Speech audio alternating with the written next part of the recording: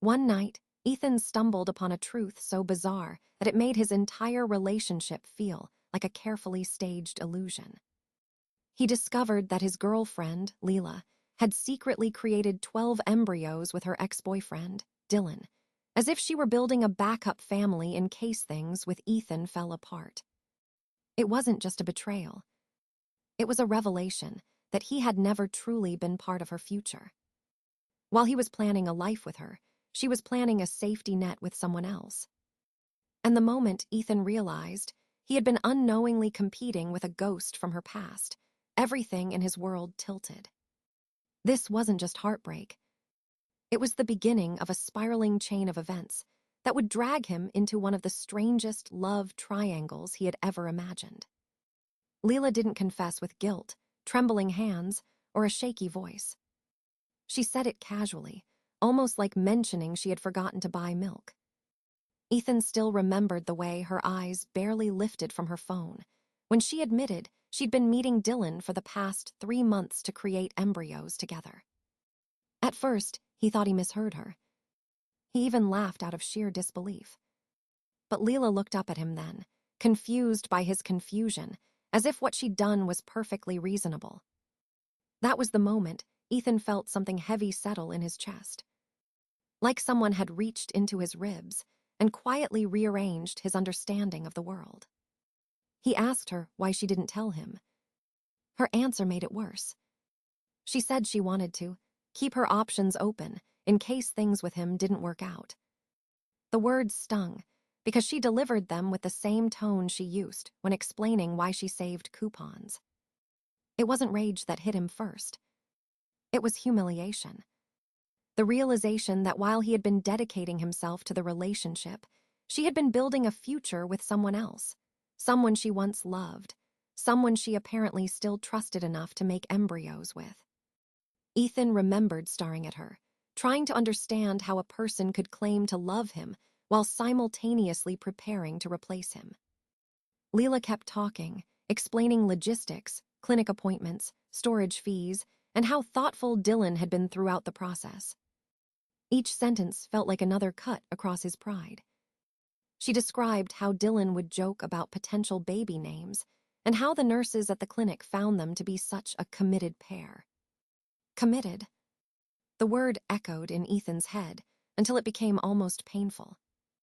He felt like an outsider in his own relationship, an intruder interrupting a family plan that didn't include him.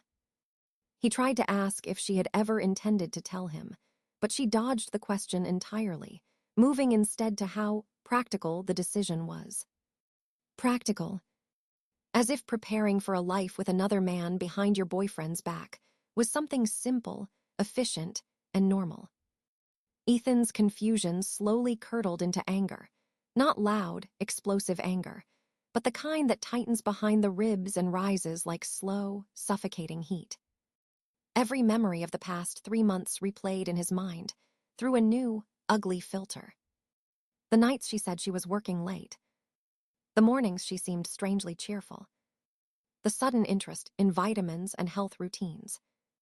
It all made sense now, and that clarity was its own kind of agony. He tried to push her to understand how deeply she had hurt him, but Lila didn't seem to grasp the severity of what she'd done.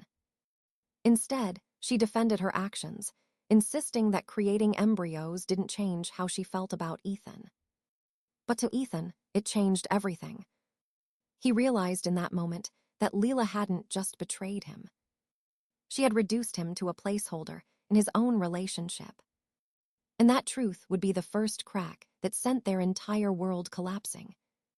Ethan didn't tell anyone about the reversal surgery. He didn't even allow himself to think too deeply about it as he signed the forms and stared at the clinic ceiling, pretending he wasn't acting out of panic and wounded pride. It wasn't about wanting children immediately. It was about reclaiming some part of his future that no longer felt like his. While Lila had secretly built a backup life, Ethan needed to prove, to himself more than anyone, that she couldn't take every choice away from him. He told Lila he was running errands the day of the procedure. She barely looked up from her laptop to acknowledge him, absorbed in whatever research she was doing about embryo storage or clinic schedules. It was strange how detached she seemed, as if nothing about their relationship had changed, even though everything inside Ethan felt fractured. After the surgery, he stopped by the fertility clinic to finalize some paperwork, and that was when he met Emily. She was the kind of person who made eye contact that felt grounding, who carried a warmth in her voice that contrasted sharply with the cold, transactional tone he had grown used to from Lila. When she asked him if he needed help, something in him loosened, and for the first time in days, he felt like he could breathe. He didn't tell her the full story, just enough for her to understand why he looked like a man trying to hold himself together with fraying string. Emily didn't judge him. She listened. She nodded with genuine sympathy. And her voice softened when she said, "You deserve to be included in decisions like that." Those simple words hit him harder than he expected. He hadn't realized how starved he was for acknowledgement, for someone to say that what he felt actually mattered. Over the next several days, their conversations became a strange source of comfort. Sometimes he'd stop by the clinic to ask about trivial things he could have easily looked up on his own, just to hear her voice or see the way her smile reached her eyes. She never pushed for details, never pried into the parts he wasn't ready to share. But she sensed enough to understand that he was living inside a relationship that no longer held space for him. Meanwhile, the tension at home thickened.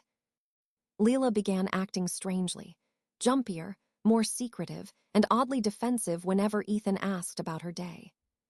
She claimed she was stressed, that the embryo planning was emotionally complex, but her explanations always felt rehearsed. And now that Ethan knew the truth behind her absences, every new excuse sharpened the ache in his chest. One night, when Ethan returned home earlier than usual, he heard Lila in the hallway whispering on the phone.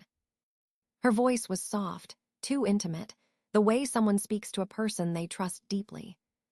When she realized he was home, she hung up too quickly, offering a flimsy explanation about just checking clinic schedules. But Ethan knew that tone. He had heard it before, once upon a time when she still spoke that way to him. It became impossible to shake the feeling that he was living in a parallel version of his own life, present but uninvited. Every moment with Lila now tasted like the aftershock of betrayal, the kind that doesn't erupt but erodes. And while he didn't yet understand where things with Emily were headed, he could feel something shifting. For the first time in months, someone saw him. Someone listened. Someone cared in a way that wasn't tied to conditions or backup plans. What Ethan didn't know was that this quiet connection would soon collide with the chaos brewing in his own home, and the fallout would be far bigger than anything he imagined. Dylan's first visit wasn't announced. Ethan came home to find him sitting casually on the living room couch, flipping through a baby name book as if he lived there. Lila stood nearby, smiling in a way Ethan hadn't seen in months, soft, nostalgic, almost glowing. The sight hit Ethan with the force of a punch he never saw coming. Dylan greeted him like an old friend. He held up the book and started rattling off names he thought would be perfect for the embryos. He didn't hesitate. He didn't lower his voice. He didn't act like Ethan had any emotional stake in the matter at all. Ethan felt his jaw tighten as he listened to Dylan casually discussing futures that had nothing to do with him. Lila chimed in with jokes, adding her own suggestions, laughing at inside references they shared. It was like watching two people co-parent a dream while he stood there, invisible. Every time Dylan visited after that, it was the same routine. He'd walk into the apartment with a familiarity that made Ethan's skin crawl. He brought meal prep containers. He left his jacket on the dining chair.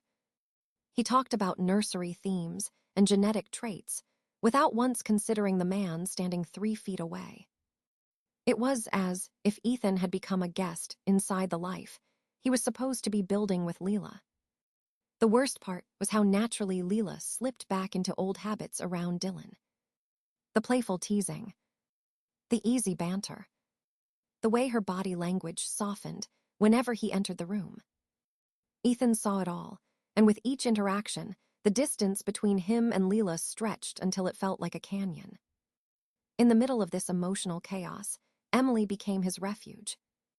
They started exchanging messages more often, simple things at first, like checking in or sharing a small joke. But those conversations quickly grew into something deeper, something grounding. Emily had a way of making Ethan feel steady, like he wasn't crazy for being hurt, confused, or angry. The contrast between her kindness and the cold detachment at home was impossible to ignore.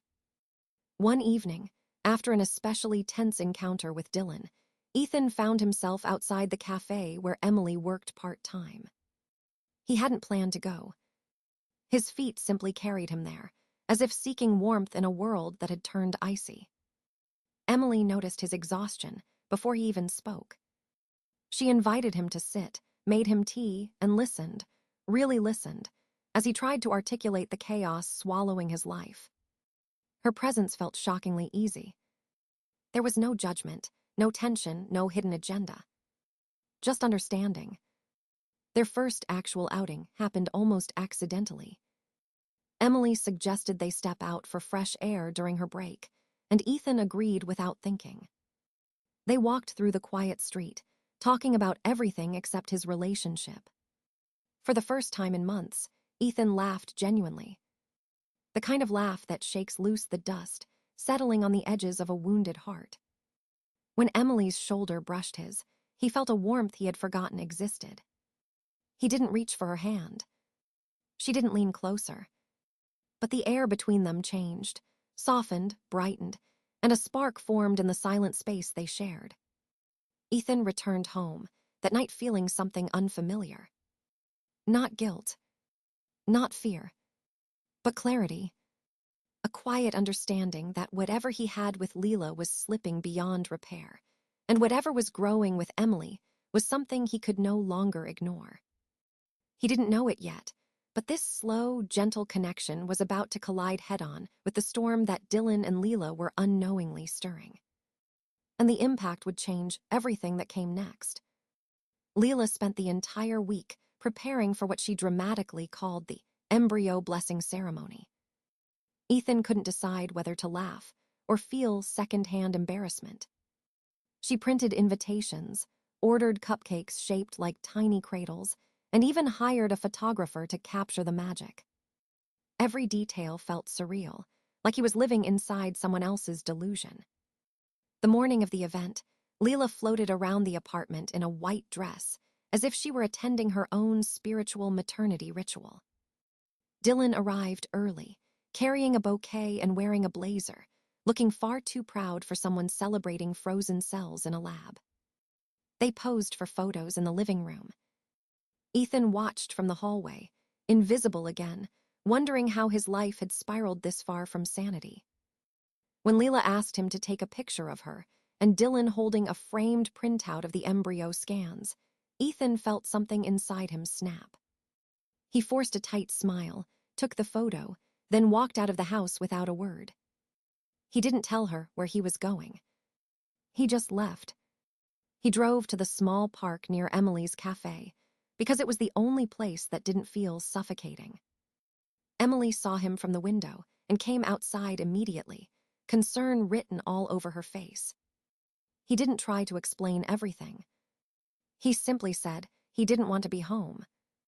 She nodded, understanding without needing details. They spent the afternoon walking, talking, and sharing moments that felt lighter than anything he'd experienced in months. At one point, they took a photo together, just a simple snapshot of two people laughing under late afternoon sunlight. Emily posted it on her private account, tagging Ethan. Neither of them thought much of it. At least not until Ethan's phone began blowing up with notifications. Someone at the embryo ceremony recognized Ethan in the picture and sent it to Lila. By the time Ethan returned home that evening, the apartment lights were on, and the air was thick with tension. Lila stood in the doorway, red-eyed and furious, with Dylan packing behind her like a guard dog. The moment Ethan stepped inside, she unleashed her anger. She accused him of betrayal. She said he had humiliated her on her special day. Her voice cracked as she demanded to know how he could disrespect something so meaningful. Ethan stared at her, stunned by the audacity. He reminded her that she had created embryos with her ex in secret, planned a future behind his back, and then expected him to celebrate it. But Lila didn't want logic. She wanted control. Dylan stepped in, telling Ethan he should have been more supportive. That sentence pushed Ethan over the edge. He looked at the two of them, still dressed in their ceremonial outfits, standing side by side, united in outrage, and suddenly everything became clear. This wasn't a relationship anymore. It was a stage play he was never meant to star in. Then the moment that stunned him happened. During the argument, Lila and Dylan exchanged a long, silent look, one of those loaded glances that only people who still have feelings share. She whispered that maybe things would be easier if she and Dylan figured out what they really wanted. Dylan agreed without hesitation. That was it. The truth neither of them had been brave enough to say out loud finally surfaced. Ethan didn't yell. He didn't cry. He simply walked to the bedroom, grabbed their suitcases, and handed them over. He helped them pack. He helped them load the car. He watched them drive away together, united not by embryos, but by the realization that they wanted each other more than they ever wanted him. When the taillights disappeared, Ethan stood alone in the doorway, not heartbroken, just relieved. Because for the first time in months, the house felt like his again. Ethan didn't expect to see them again so soon. He especially didn't expect their reunion to happen in the fluorescent-lit lobby of the fertility clinic, but life had a cruel sense of timing. He was there to finalize some remaining paperwork about his reversal, wanting closure on at least one part of his life. When he turned around and saw Lila and Dylan walking in together, hand in hand but looking unusually tense, he froze. Lila spotted him first. Her face tightened, not with anger this time, but with something closer to panic. Dylan looked uncomfortable too, glancing around as if hoping to avoid any kind of confrontation. But fate had other plans. The three of them ended up standing within feet of each other, pretending the moment wasn't suffocatingly awkward. The silence broke when the receptionist called Ethan's name. He stepped forward, and in a moment of strange, reckless honesty, he mentioned he needed to confirm details about his vasectomy reversal. The words hung in the air like a dropped glass. Lila's jaw slackened. Dylan blinked rapidly, stunned. It was the first time Ethan had ever seen them at a loss for words. Lila finally whispered, asking why he would do something so drastic. Her voice trembled, as if she had forgotten she was the one who shattered their future. Ethan simply told her he wanted his options back, something she had taken away from him when she made secret choices with someone else. It wasn't revenge. It was reclaiming the right to his own life. The tension grew sharper, but before the argument could escalate, a nurse walked over to Lila and Dylan with a clipboard. She asked if they were there to resolve the outstanding balance on their embryo storage fees. Neither responded. The nurse repeated herself, this time mentioning the exact amount, $3,200 past due. Ethan had never seen Dylan look so uncomfortable. Lila's face went pale. They tried to quietly explain that they thought the fees were being handled automatically. The nurse didn't buy it. She said they had received multiple notices, and that failure to pay could result in the embryos being discarded. As if the situation wasn't chaotic enough, Dylan's phone lit up with a call from his mother. He stepped aside to answer, and within seconds, his voice filled with panic. She had found out about the embryos. The ceremony photos had somehow made it to her through a relative, and she was furious. Not only furious, but demanding to know why her potential grandchildren were at risk of being destroyed over unpaid fees. Lila stood there shaking, overwhelmed by the avalanche of consequences. She tried to whisper something to Dylan, but he snapped, telling her she should have managed the payments since she was the one who insisted on creating so many embryos. She fired back, blaming him for not supporting her financially. Their argument grew louder, drawing the attention of everyone in the lobby. It was the most disorganized, chaotic unraveling Ethan had ever witnessed. Every lie, every secret, every illusion of control they built came crashing down right there among the potted plants and laminated clinic brochures. Lila eventually broke. She sank into a chair, burying her face in her hands as tears spilled through her fingers. The weight of everything, her choices, her mistakes, her delusions, finally crushed her. Ethan watched quietly. He didn't feel triumphant. He didn't feel vindicated. He just felt done. Done with the drama. Done with the manipulation. Done with the fantasy world they forced him into. When his name was called again, he excused himself and walked away without looking back. For the first time, he wasn't tangled in their chaos. He was simply a witness to the collapse of a world he no longer belonged to. Lila and Dylan's reunion didn't last long. 2 weeks after the clinic meltdown, they broke up with the same abruptness that had defined every chaotic decision they made together. Without the shared obsession over embryos, there was nothing left holding them in place. Their conversations dissolved into accusations, unpaid bills, and old resentments resurfacing faster than they could bury them. It turned out they weren't soulmates after all, just two people clinging to a fantasy that crumbled the moment real life demanded responsibility. The breakup turned messy almost immediately. Dylan's mother, still furious about nearly losing her future grandchildren, hired a lawyer to look into securing grandparent rights over the embryos. The idea alone was absurd, but she pushed forward with relentless energy, convinced she needed to protect the family legacy. Lila was horrified when she received a formal letter demanding access to the embryos for potential implantation in the future. She called Dylan crying, begging him to make his mother stop, but Dylan claimed he had no control over her anymore. Their drama, once secretive and romanticized, had now become legal, public, and humiliating. As if things couldn't get worse, photos from the embryo blessing ceremony surfaced online. Someone who attended posted them in a private group, and from there, they spread across social media. People laughed at the tiny cradle cupcakes, at the framed embryo scans, at the bizarrely spiritual poses Lila insisted on.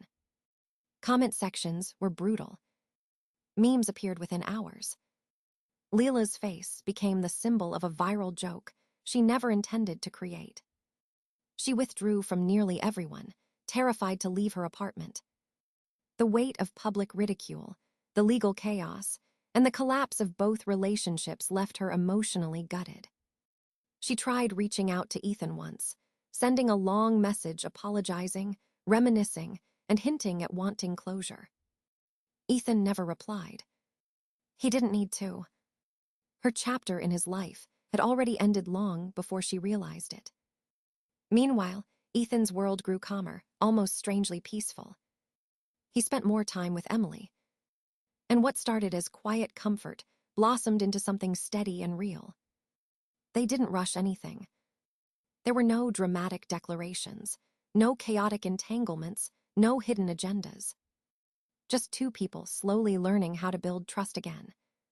They began sharing routines, morning coffee, evening walks, movie nights on the couch. The connection that had once felt like a fragile spark now felt like a warm, constant presence in his life. When Emily suggested they start looking at apartments together, Ethan didn't hesitate. The idea felt natural, like the next step he had been unconsciously moving toward.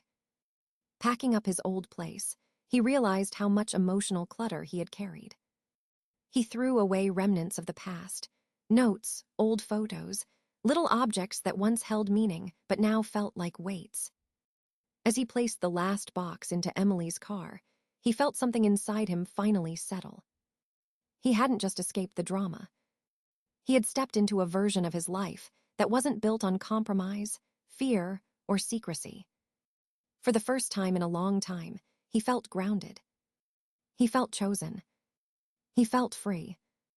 And though the world around him continued to buzz with gossip about Lila and the spectacle she had created, none of it touched him anymore. He had found peace in a place where there were no embryos to argue over, no ex-lovers haunting the doorway, and no ceremonies celebrating chaos. Just a new beginning, quiet, steady, and finally his. In the months that followed, the chaos slowly faded into background noise. Public attention shifted to new scandals, new dramas, and Lila's story became just another forgotten headline. Ethan and Emily settled into their shared life with a gentle certainty, building small routines that made their days feel steady and meaningful. He found himself smiling more, breathing easier, and waking each morning without the heaviness that once clung to him. Lila eventually stepped away from the city, disappearing from social circles and abandoning the online spaces that had mocked her. No one knew exactly where she went, and for the first time, no one felt compelled to chase the answer.